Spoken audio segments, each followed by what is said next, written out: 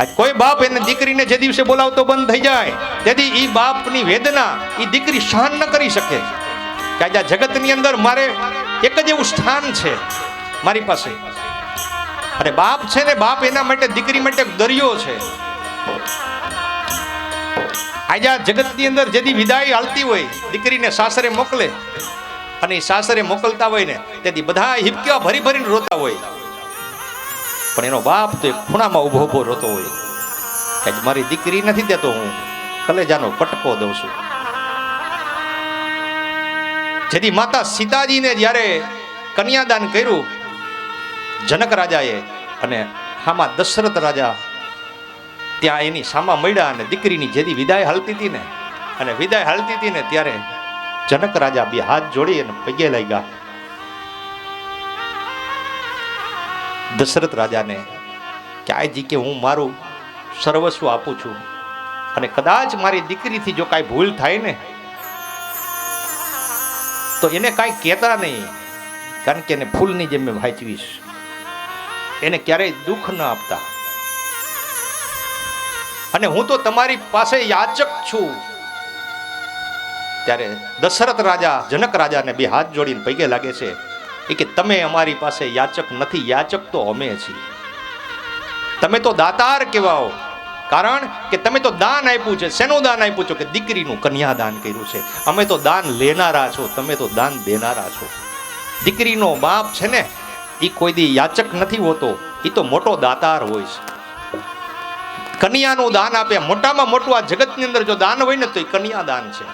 અને કન્યાદાન કરનારા બાપને કોઈ દિવસ ક્યાંય માથું નીચું ન નમાવવું પડે, અને નીચું ન નમવા દે ને ઈ વેવાય કહેવાય, અને ઈ વેવાય એને એના આદરને સમજી શક્યો કહેવાય, અને ઈ એની દીકરીને પોતાની દીકરી સમાન સાચવી શકે.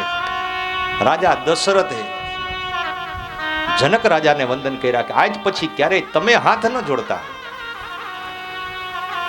એમ આજે સતીને ચિંતા થઈ કે મેં મારા પતિને છોડી અને પિતાના આંગણામાં આવીને પિતાના આંગણામાં આવીને છતાંય જો મને પ્રેમ ન મળ્યો, મારા પિતાજીએ મને બોલાવી નહીં, તો હવે આ દેહ કેને દીધો છે? મને આ દેહ મને આ પિતાએ દીધો છે. આ પિતાએ દીધેલા દેહ દ્વારા જો હું પાછી ઘરે જઈશ તો મેં મારા પતિનું અપમાન કર્યું છે, એટલે હવે મારે અહીં રહેવું નથી.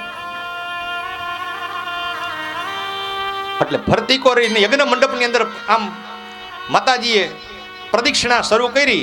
બધા દેવતાઓ ધ્રુજવા લાગ્યા, ધરતી મંડી ધ્રુજવા, અને દેવતાઓ જે ઋષિમુનિઓ હતા યજ્ઞની અંદર આહુતિ દેતા હતા ને એના હાથમાંથી સર્વોને સૂચી હતા એ મંડ્યા પડવા, એની તબેલીઓ મંડી ઊંધી વરવા, અને આમથી પવન મંડો ફૂંકાવા, આમથી આકાશમાંથી મંડી ગર્જનાઓ થવા, અને માતાજી માથાની વેણી છૂટી ગઈ, અને માતાજીએ પરિભ્રમણ ચાલુ કર્યું, અને યજ્ઞની અંદર કોઈ આહુતિ દેવાનું થઈ ગયું બંધ, અગ્નિ બુઝાઈ ગયો, અને માતાજીએ અનલ અગ્નિને પ્રગટ કર્યો, અને અનિલ વાયુને પ્રગટ કર્યો, અને માતાજીએ કીધું કે હે મેં મારા પતિની સેવા કરી હોય ને આ પિતા દ્વારા જો હું પુત્રી પ્રાપ્ત થઈ હોય અને મારી અંદર સતીત્વ હોય તો આજ આ મારા દેહને બાળીને ભસ્મ કરો. અગ્નિની અંદર માતા સતીજી હોમાઈ ગયા છે, અને યજ્ઞની અંદર હાહાકાર મચી ગયો. બધા દેવતાઓ ઊભા થઈને મંડ્યા ભાગવા, અને દક્ષ પ્રજાપતિ એમ કીધું કે આને કોણ અહીં લેવું, આવું મારો યજ્ઞની અંદર વિધ્વંસ કરવા આવી છે.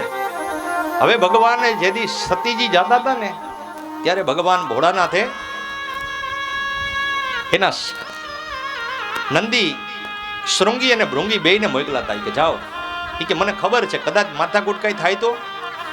હવે સતીજી અંદર હોમાઈ ગયા, અગ્નિની અંદર પોતાના દેહનો ત્યાગ કર્યો, અને આને દક્ષ પ્રજાપતિએ શૃંગી અને ભૃંગીને બેયને માર્યા. કે આને કાઢો બહાર.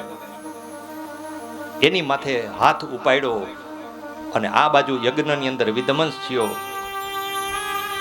અને દક્ષ પ્રજાપતિનું આવું આચરણ જોઈ અને ભગવાન શિવજી તો ત્યાં સમાધિમાં બેઠા હતા. ભાઈ બધાને બ્રહ્મ જ્ઞાન આપતા હતા અને સત્સંગ કરતા હતા. દેવતાઓને ખબર પડી કે સતીજી યજ્ઞની અંદર હોમાઈ ગયા છે, અને આ બાજુ ભગવાન શિવજીને પ્રાર્થના કરવા માટે આવ્યા બધા દેવતાઓ.